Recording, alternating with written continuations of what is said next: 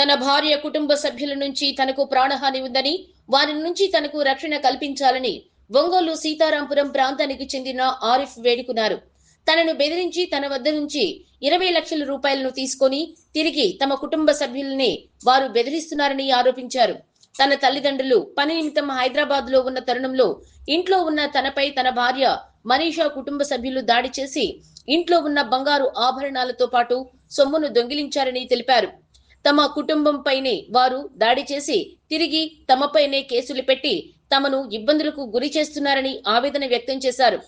మనీషా కుటుంబ సభ్యుల నుంచి తమ కుటుంబానికి ఉన్న ప్రాణహాని నుంచి రక్షణ కల్పించి తమ ఇంట్లో నుంచి తీసుకువెళ్లిన బంగారు నగలతో పాటు వస్తువులను ఇప్పించాలని విజ్ఞప్తి చేశారు. కార్యక్రమంలో ఆరిఫ్ తల్లిదండ్రులు షేక్, బిస్మిల్లా, రేష్మా ఉన్నారు.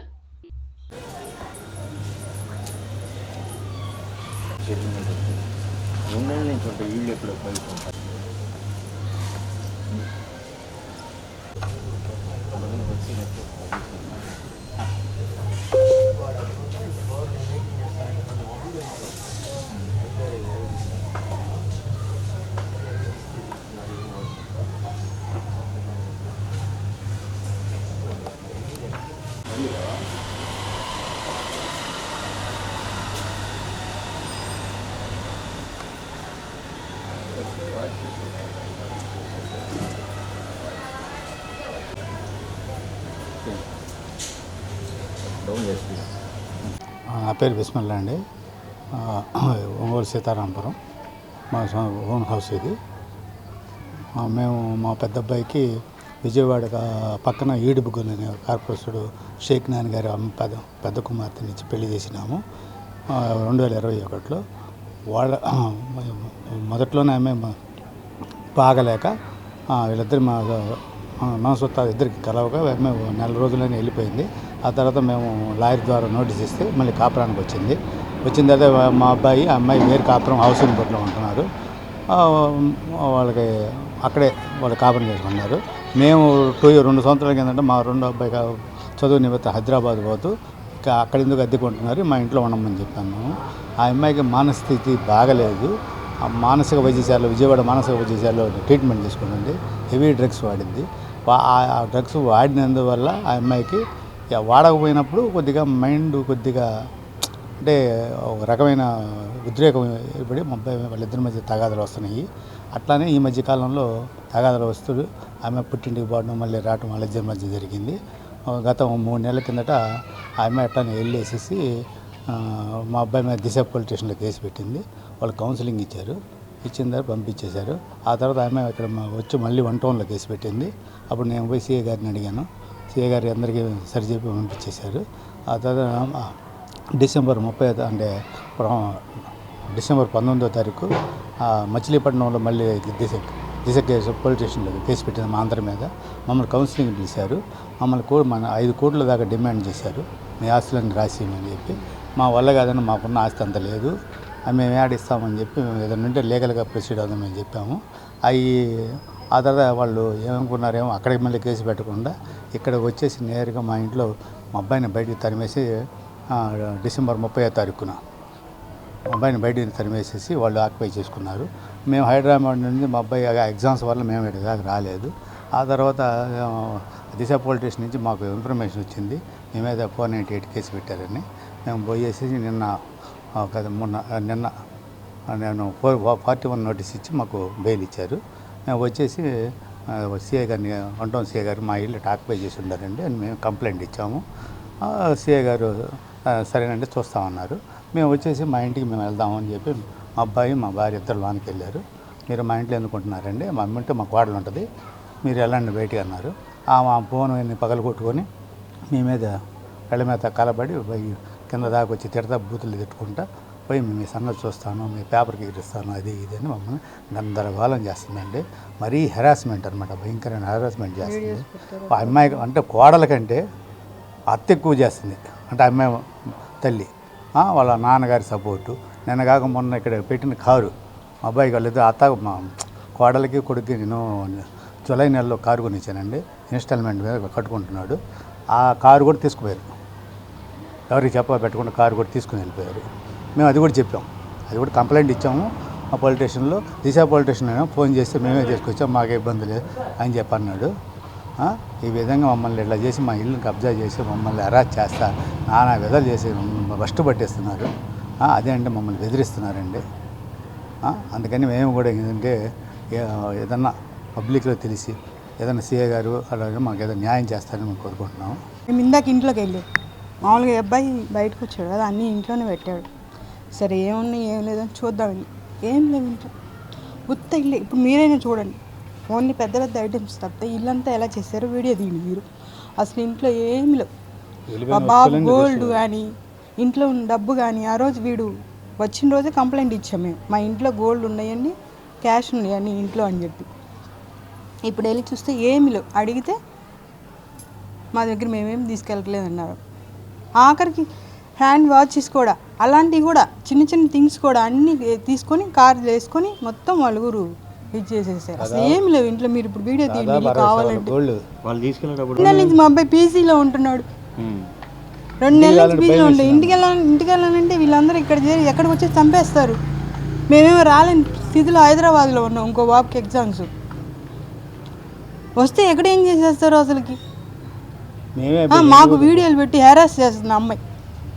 మీరు అంతపోతే ఇంతపోతే ఈ వీడియోలు వైరల్ చేస్తాను, అది చేస్తాను, ఇది చేస్తాను అని చెప్పి 2 నెలల నుంచి ఇంట్లో ఉంటున్నారు సార్. మేము వచ్చినప్పుడు బయట ఉంటున్నాం 2 నెలల నుంచి ఇదే పరిస్థితి. మా వారు వచ్చిన 2 నెలల నుంచి ఏ పని ఉన్నా సరే హోటల్లో ఉంటున్నారు. బాబు 2 నెలల నుంచి పీజీలోనే ఉంటున్నాడు. మీరు వీళ్ళు కూడా వీడియో తీయండి కావాలంటే, చూద్దరు కానీ రండి. సామాన్ ఎక్కడైనా ఉంటే మీరే అంటే మేము వచ్చి కూడా 1/2 అవర్ అయింది, మేమేమి ఇక్కడే ఉన్నాం, బయటికి కూడా వెళ్ళలేదు. మొత్తం ఖాళీ చేసి పెట్టారు. పెద్ద పెద్ద ఐటమ్స్ ఓన్లీ తీసుకెళ్తే ఎవరైనా చూస్తారని తప్పితే ఇంకేమి లేవు. నేను షేక్ బిస్మిల్లా గారి పెద్ద అబ్బాయిని. నేను ఏంటంటే అది ఇందా మా నాన్నగారు చెప్పినట్టు 4 ఏళ్ళ నుంచి అదే మా పెళ్ళి 4 years అయిందండి. తర్వాత ఏంటంటే 1 year బ్యాక్ నాకు తెలిసింది తను కొంచెం మానసిక రోగంతో బాధపడుతుందని చెప్పి తెలిసింది నాకు. అప్పుడు ట్రీట్మెంట్కి పంపించాను, మానస హాస్పిటల్ పంపిస్తే వాళ్ళు హెవీ మెడిసిన్స్ ఇస్తున్నారు బాగా. అంటే 24 గంటలు నిద్రపోవడం అలా ఉంటుందన్నమాట. చిన్నగా తగ్గుండా వస్తుంటే మళ్ళీ గత 1 year నుంచి ఏంటంటే మా మామ హెరాస్మెంట్ ఎక్కువైపోయింది. నాకు అప్పులు ఎక్కువైపోయారు, ఇంటికి అప్పులు వస్తున్నారని చెప్పేసి అట్లా చెప్తూ, మా అత్త నా బామ్మర్ ఇద్దరు వస్తారు ఇంటికి, నెలకోసారి వస్తారు. వచ్చి అయ్యా కొంచెం ఒకసారి లాయర్ ఫీజుకి ఇవ్వాలి అని చెప్పంటే 1 లక్ష, 1.5, 2 లక్షల తడవకోసారి తీసుకెళ్ళిపోవడం. ఒకసారి నా బామ్మర్ది ఫీజుగా డబ్బులు కావాలని చెప్పడం, లాస్ట్ సెమిస్టర్ డబ్బులు కట్టాలని చెప్పంటే అప్పుడు మళ్ళీ ఇవ్వడం. మళ్ళీ ఇంకోసారి మన మామయ్యకి బైపాస్ అయ్యా కొంచెం చెకప్లు చేయించుకోవాలి, దాని అట్లా మొత్తం దగ్గర నాకు 22 లక్షలు తీసుకున్నారండి. మొత్తం లెక్కేస్తే రౌండ్ ఫిగర్ 22 లక్షలు తీసుకున్నాను మొత్తం దగ్గర డబ్బులు. అవి తీసుకుంది కాకుండా ఇంకా మధ్యలో అసలు ఇంకా డబ్బులు లేవు, ఇంకా స్కోప్ లేదు, ఇంకా నేను ఇవ్వలేను మామయ్య, ఇంకా అసలు నా దగ్గర లేదు. అప్పటికి అసలు చాలా తీస్తాను. ఇంకా మా నాన్నకి చెప్పాలి, ఇంక విషయం చెప్పడంగానే అర్జెంట్ అయ్యా లాయర్కి ఒక 6 లక్షలు ఫీజు కట్టాలని చెప్పంటే ఇంకా నా వైఫ్ని టార్చర్ చేయడం మొదలుపెట్టారు. ఇంకా అమ్మాయి ఒత్తిడి మీద ఏంటంటే ఇంకా వాళ్ళు ఇచ్చిన బంగారంలో ఒక వడ్డానం ఉంది, 20 సవర్ల వడ్డానం. అది తీసుకెళ్ళి సెంట్రల్ బ్యాంక్లో అమ్మాయి తాకట్టు పెట్టుకుని నాకు తెలియకుండా నేను ఫంక్షన్కి వెళ్తానని చెప్పి గోల్డ్ మొత్తం ఇంట్లో తెచ్చుకున్నా. ఆ రోజు లాకర్ నుంచి తెచ్చుకొని అమ్మాయిలు తాకట్టు పెట్టుకుని అక్కడి నుంచి షూరిటీ సైన్ కోసం ఒకరు రావాలి, మ్యారీడ్ అనగా సార్ పిలిచారు. ఇంకా అడిగిన మళ్ళీ గొడవ ఎందుకు అని చెప్పి సరే వాళ్ళు ఫోన్ చేసి ఇంకా ఒత్తిడి చేయడం వల్ల సంతకం పెట్టి 9 లక్షల అమౌంట్ ఎంత వస్తుంది వడ్డానికి 6 లక్షలు తీసుకుని వాళ్ళ అమ్మాయి అకౌంట్ నుంచి వాళ్ళ అకౌంట్ ట్రాన్స్ఫర్ కొట్టించాను. ఇంకా ఆ రోజు మళ్ళీ ఇంకా ఒత్తిడి, మిగతాది కూడా తాకట్టు పెట్టి తీసుకురా అని చెప్పేసి ఇంక నేను తేననగానే ఏదో విధంగా గొడవ పెట్టేసి మీ నాన్న దగ్గర ఆస్తి తీసుకుంటారా, నీ వాటర్ నువ్వు తీసుకురా, ఇక్కడ చిట్ల వ్యాపారం పెడదాం అని చెప్పి ఆల్రెడీ ఆయన ఇంతకుముందు చిట్టు వ్యాపారాలు పెట్టి దగ్గరగా 100 మందికి ఎగ్గొట్టి ఐపీ పెట్టిన క్యాండిడేట్ అతను. అసలు నాకు ఇష్టమే లేదు అట్లా రావడం. అసలు నేను చిన్న వ్యాపారం చేసుకుందాము, చిన్నగా స్టార్ట్ చేసుకుందాం అని చెప్పి నేను నా ప్లాన్ ఉంటే చిన్న మెడికల్ షాప్ ఒకటి పెట్టుకుందాం అనుకుంటే అసలు నా వైఫ్ది బేబీ ఫార్మసీ ఉందన్నమాట. ఇద్దరం కలిసి పెట్టుకుందాం అంటే కాదు మీ నాన్నతో గొడవపడు, నీ తమ్ముడితో అందరితో గొడవ పడేసి నీ వాటర్ లాక్కురా, డబ్బులు తీసుకురా, హెరాస్మెంట్ ఎక్కువైపోయింది బాగా. అసలు అవన్నీ అయిపోతే సరే ఇంకా మిగిలిన బంగారం ఇంట్లో ఉంది. ఒకరోజు దీపావళి తర్వాత రోజు ఇడ్లీ తేలేదు, జస్ట్ ఫోన్ చేస్తే మున్సిపల్ ఆఫీసు పని మీద ఫోన్ ఎత్తను కాడికి ఇడ్లీ తెమ్మంటే లేడీకి తెచ్చిన కారణాను నా మీద పోయి స్టేషన్లో కంప్లైంట్ ఇచ్చింది. నేను బయట పనిలో ఉంటే అమాంతం వాళ్ళు ఫోన్ చేస్తే నేను స్టేషన్కి వెళ్ళిపోయి ఇట్లా చెప్పాను, సార్ ఇది పరిస్థితి అని చెప్పాను. అంతే వెళ్ళిపోయింది. ఓ బ్యాగ్ సూట్ కేసు తీసుకుని వెళ్ళిపోయింది. ఆ సూట్ కేసులోని ఇంట్లో ఉన్న బంగారం మొత్తం వాళ్ళు పెట్టిన బంగారంలో మిగిలిన బంగారం.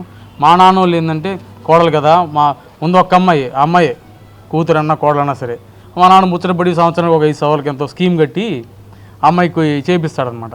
అవి కూడా మొత్తం తీసుకెళ్ళింది 20 సవర్లు, మొత్తం 4 సంవత్సరాలు 4, 5, 20 సవర్లు బంగారం మొత్తం తీసుకెళ్ళింది కాక మళ్ళీ మా మీద పడుతుంది. ఇంకా అసలు మా బంగారం మీ దగ్గర ఉంది, మా బంగారం ఏమని అని చెప్పేసి, లేకపోతే ఇట్లా కేసులు పెడతామని చెప్పేసి మచిలీపట్నం దిశ స్టేషన్లో కంప్లైంట్ ఇచ్చింది.